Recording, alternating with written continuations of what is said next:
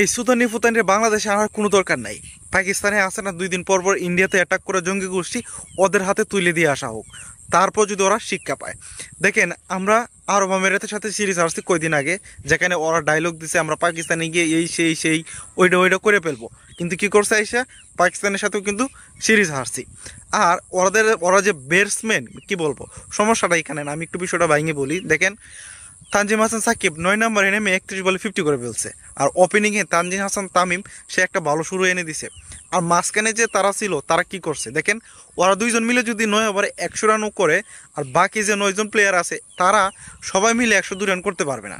102 run করার যোগ্যতা ওদের নাই, এটাই বাস্তবতা। ওরা বাংলাদেশের ইজ্জত নষ্ট করে ফেলছে। আরব আমিরাত মানে কি বলবো, আরব আমিরাতের মতো একটা দলের সাথে কি বাংলাদেশে হারতে হবে? এই দিনটাও কি আমাদের দেখতে হবে? আমার মনে হয় আপনি আমার সাথে একমত হবেন, ওদেরকে পাকিস্তানে রেখে আসা হোক, বাংলাদেশে ফিরিয়ে আনার কোনো প্রয়োজন হয় দরকার নাই। আপনি আপনার মতামত কমেন্টে লিখে জানাবেন, আশা করি।